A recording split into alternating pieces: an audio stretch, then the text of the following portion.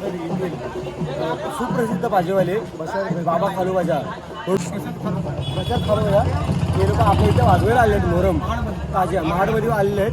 त्यांचा आपण बाईट घेतोय.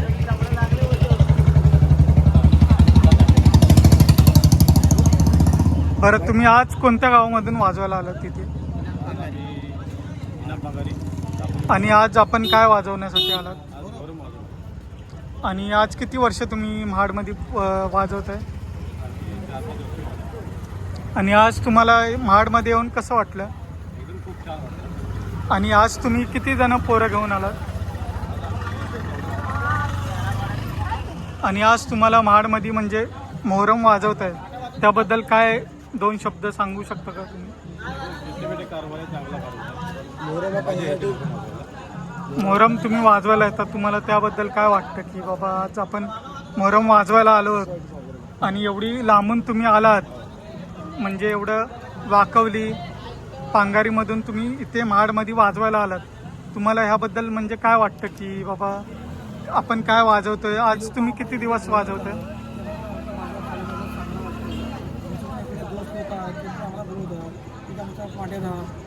अशी भरपूर अनेक ढोल शब्दवाले आहेत इकडे.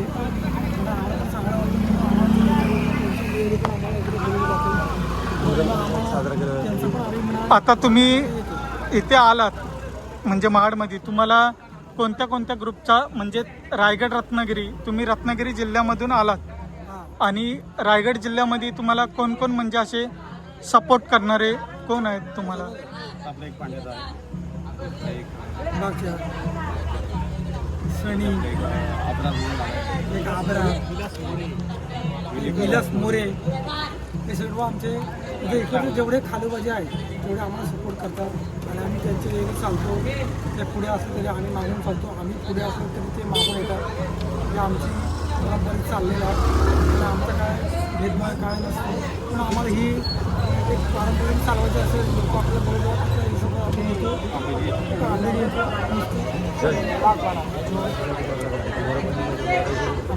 मोहरम कशासाठी तुम्ही साजरा करता की काय म्हणजे स्पेशल काय असतं? पारंपरिक चालू असतो. आता तुम्ही एवढे आलात इकडून वाकवली दापोलीमधून, तर तुम्ही तुमच्या इकडे कोणत्या पद्धतीने मोहरम वगैरे साजरा होतो का? दापोली खेड साईडला आमच्याकडे मोहरमचा विषय जरा कमी असतो. पारंपरिक मोहरमचा होतो पण एवढा असा जल्लोषात होतो.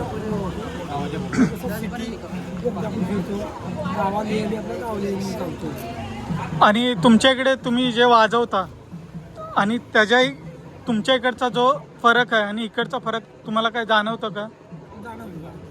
की तुमच्या इकडची वाजवणी वेगळी असते, इकडची वेगळी वाजवणी असते? थोडा संगीतमध्ये चालतं, इकडे जरा झाकडीमध्ये चालतं.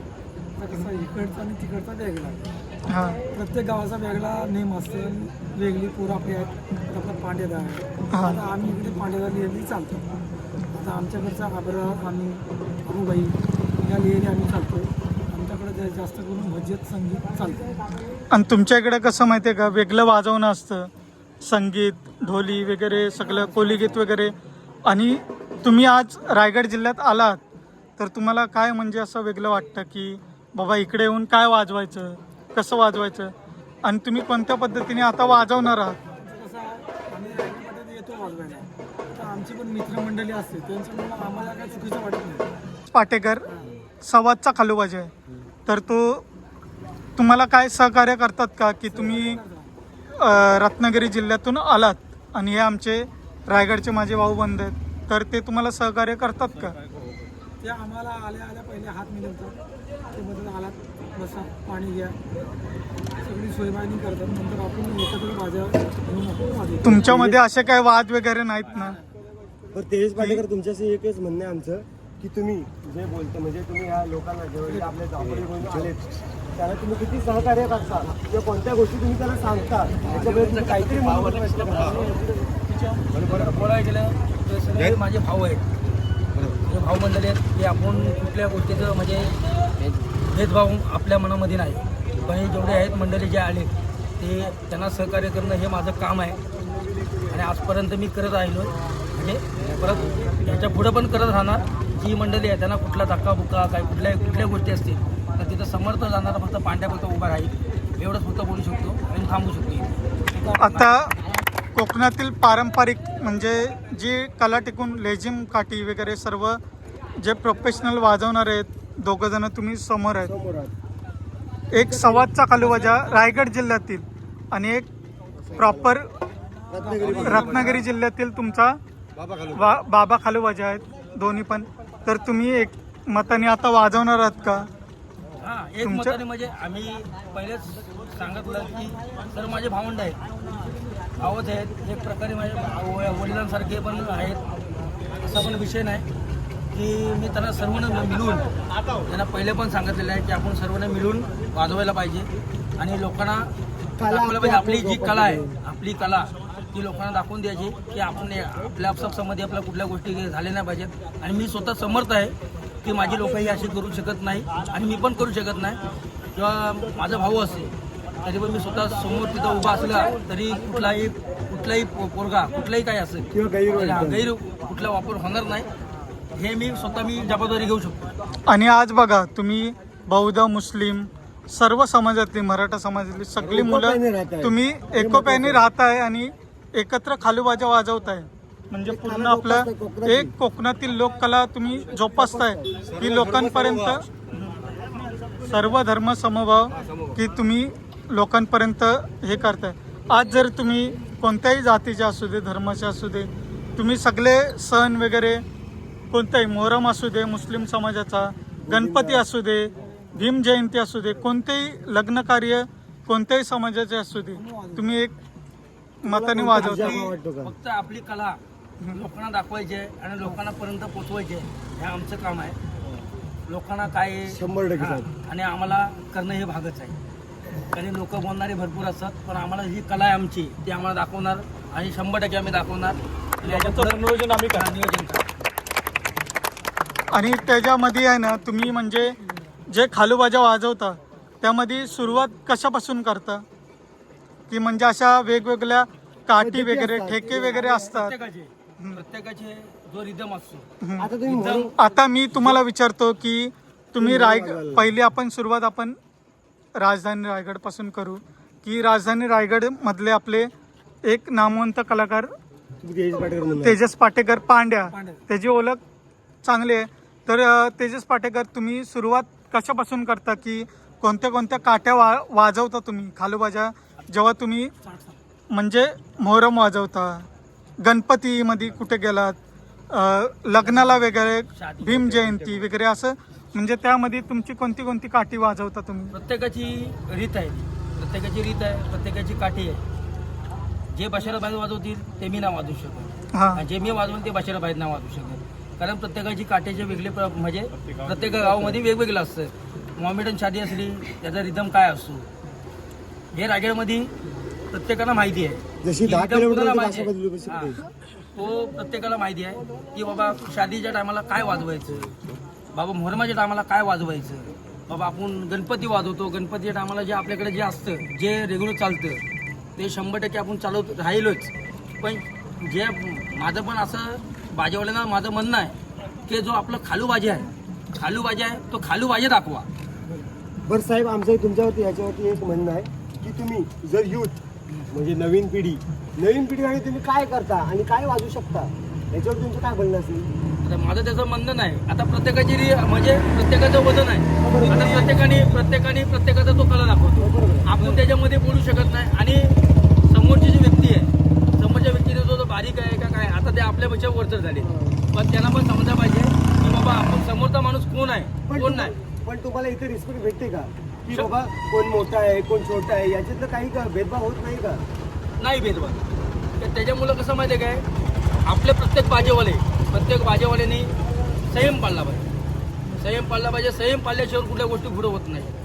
त्याच्यामुळं कसं माहिती आहे काय प्रत्येक बाजेवाला जो वाजवतो तो त्याच्या रीतीनेच वाजवणार. त्याचा जो रिदम आहे तो रिदमच मध्ये वाजवणार. तो त्याची जी कला आहे तो दाखवणार. जो माझी जी कला आहे ती मी वेगळी दाखवणार. पण कसं माहिती आहे का त्यांना जर घेऊन जर चाललात ना तर पुढे जाऊ शकतो आपण. 100% तुमच्या शब्दावरती हे आम्ही योग्य मानतो. ते बोललं जे होतं ते आता एक मिनिट मी बोलतो. आता ह्या रिझनमुळे ते बोलतो पांड्याचा बंदा एक नंबर गेला. पण आमच्याकडे दापोलीत आलेलं एक रिझन आहे की आपली सत्यनारायणाची पूजा असेल तर सत्यनारायणावरती आम्ही वाजवतो. जर साखरपुड्याचा प्रोग्राम असेल तर साखरपुड्यावर वाजवतो. लग्नाचा प्रोग्राम असेल तर लग्न गीती सगळे जे आपण स्टार्ट टू एंड जेवढा असतो तेवढा आपण वाजवतो. जी जी ठीक आहे तेवढी वाजवतो. आणि जेवढा आपला जो काही कार्यक्रम असो देवाचा असतो काय सगळं असतो त्या पद्धतीत आपण वाजवतो. आणि ह्यांच्या इकडे आपण पाण्याचं इकडे तर पाण्याचा आम्हाला सांगतो इकडे असा आपण असं होतो. तो आमच्याकडे आला आम्ही असं मी माझ्या माणसाने 100% माझ्या माणसं दापोलीतले असो खेडचे असो माझ्या 100% माझ्या माणसाला माझा सपोर्ट असेल. पण एक जर त्यांच्या नाही जमलं तरी पण मी करणं मला भागाचं आहे. त्याला सपोर्ट मला घेऊनच त्याला चालायचं सोबत झालं. आणि ते जर त्यांना घेऊन जर चाललो हा तुमचा मोठेपणा तर 100% की कधी पण मला हा टाइम कधी हा पण तुमचा रात्रीचं कधी पण मोठेपणा उपयोगी आहे की पडेल. तुम्ही 4 लोकांना मी त्यासाठी आपल्या गावात नाही तर वेगळ्या तालुक्यात नाही तर आपल्या इथं वाजवायचं वेगळ्या जिल्ह्यात वाजवायला येतात त्यांना तुम्हाला सपोर्ट करणं हे तुमचा महत्वाचं कारण आहे. महत्वच आहे. समजलं का? आता मी काय म्हणतो, आता बशारत भाई आणि पांड्याबाई, आता जेव्हा जुगलबंदी होते तेव्हा तुम्ही मनापासून करता की मैत्री खात्यात की लोकांना दाखवण्यासाठी करता? आम्ही मैत्री खात्यामध्ये पण करतो लोकांना दाखवण्या पण साठी करतो. की एक म्हणजे तुमचं हे दाखवता का की आमची जी कला आहे, अट्रॅक्शन तुमचं, आमची जी कला आहे पण ती तुमच्यात लोकांना वादविवाद दाखवल्याशिवाय- नाहीत ना? कसं माहिती का लोकांना दाखवल्याशिवाय लोकांना पण समजत नाही की बाबा बशारत भाई आहेत पांड्या आहे. लोकांना पण समजलं पाहिजे ना की बाबा पांड्या भाई वाजवतोय बशारत भाई वाजवते. ही लोकांना कला दाखवल्याशिवाय आपण पुढे जाऊ शकत नाही. आणि पुढे गेलं पाहिजे. अजून पण जी नवीन पिढी आहे त्यांनी पण अजून पुढे गेलं पाहिजे. पण जो उत्पन्न जो असतो ना तो कमी केला पाहिजे. आपल्या लोकांना धरूनच चाललं पाहिजे. बरं भाई तुम्ही हा फक्त आल्यापासून माझा विषय आहे. बरं भाई मला एक बोलायचं म्हणजे की तुम्ही आल्यापासून काही बोलला नाही. तुम्ही संयमाने चालत होतात. संयमाने बोलताय तुम्ही. संयमाने सगळे जे पांड्या आहेत इथले जे रहिवासी आहेत ते प्रॉपर रहिवासी आहेत महाडमधले किंवा आपले त्यांचे गाव संवाद तिथले रहिवासी आहेत ते वाजवतात तिथे. तुम्ही काहीतरी 2 शब्द आम्हाला बोललात तर आम्हाला बरं वाटेल. आल्यापासून आम्हाला पांड्याजांनी भरपूर सपोर्ट केला. त्यांच्या मी पाठवून चालतोय. त्यांनी सांगितल्याप्रमाणे 100% तुम्हाला असं काही वाटतं का की ते काही भेदभाव करतात का? नाही आल्यापासून आमच्यासोबत आम्ही त्यांच्यासोबत. आणि तुम्ही आता आमने सामने येता, जी जुगलबंदी असते ती तुम्ही मनापासून करता म्हणजे रागामध्ये की आपले म्हणजे लोकांना म्हणजे एक अट्रॅक्शन की तुम्ही सगळे भाऊबंद आहात बरोबर, म्हणजे सगळे तुम्ही पण भाऊबंद आहात. मनोरंजन करण्यासाठी आपण काहीतरी दाखवत असतो की बाबा नो बघा, कारण का असंच तुम्ही वाजवणार. आताही तेच सांगू शकतो मी की जे माझे हे आहेत भाऊ आहेत माझे सर्व भाऊच आहेत. बोलण्यासारखं पण आहेत. मी पहिल्यांदा पण तेच बोललो. मी एक सांगतो की फक्त लोकांचं मनोरंजन करण्यासाठी आम्ही फक्त वाजवतो. मनोरंजन झालंच पाहिजे. की लोक जे ऑर्डर देतात आपल्याला त्यांचं मनोरंजन जर नाही झालं तर आपल्या परत भाज्या ठेवतील का? नाही ठेवू शकत ना. त्याच्यामुळं मनोरंजनासाठी आपल्याला वाजवणं भागच आहे. पण आमच्यामध्ये कुठला भेदभाव नाही की एक तरच वाजवणार आणि एकच राहणार. हा लास्ट शब्द बद्दल बोलू शकतो. एवढे तुम्ही दोघे जण बोलणार. धन्यवाद. अभिमान आहे आणि त्या अभिमानावरती आम्ही 100% जगत राहणार. आणि तुम्हा दोघांना आमच्या यूट्यूब चॅनल शुभम ए मोरे, अभिजित निकम व्हिडिओग्राफर यांच्याकडून तुम्हाला खूप खूप शुभेच्छा. तेजस पाटेकर पांड्या ह्याच्या बाजाला आमच्याकडून खूप खूप शुभेच्छा. आणि रत्नागिरी जिल्ह्यामधून एवढ्या लांबपर्यंत आलेल्या वाकवली इनाम पांगारी रत्नागिरी जिल्ह्यातील नामवंत बाबा खालूबाजा यांना पण खूप खूप शुभेच्छा की आपण पुढे काहीतरी नवीन म्हणजे नवीन कलाकार घडवत राहा आणि आपले नवनवीन पोरं आपली उजेडत आणा. त्यांची पण नावं आहेत, पण आपले नवनवीन कलाकार खालूबाजा हा कुठंतरी आपण नॅशनल लेवलला घेऊन जायचा. हे आपल्याकडून जे जुने होते खालूबाजा त्यांनी एवढं काय त्या टायमाला सोशल मीडिया नव्हते म्हणून काय त्यांचं झालं नाही. पण आज ह्या पिढीमध्ये आपण सोशल मीडियाच्या माध्यमातून यूट्यूब शुभम मोरे या चॅनलमधून कोकण खालूबाजा या चॅनलमधून आपण सर्व मुलांना एकत्र. बरं साहेब तुमच्यासाठी 2 शब्द बोलू शकतो मी, ऐका. पण तुम्ही जे लोकल खालूबाजीवाले किंवा मोठे मोठे खालूबाजीवाले आहेत त्यांना तुम्ही जे प्रोत्साहन देताय त्यासाठी तुमचे पहिले आभार मानतो मी. हा, आणि ते आभार मानून कशासाठी माहिती का? कारण की तुम्ही जे म्हणजे लहान मोठे सगळे खालूबाजांना तुम्ही वरती नेताय यासाठी तुमचे खूप खूप धन्यवाद मानतो आम्ही. हा, आणि असंच सहकार्य राहील. आणि शुभम सरांची व्हिडिओ प्रत्येकाने युट्यूबवरती सबस्क्राईब करा आणि त्यांना प्रोत्साहन द्या. त्यामुळे आपला खालूबाई कुठेतरी लांब चालतोय आणि एकदम उंच शिखरावरती चाललाय, त्याला प्रोत्साहन देत राहा.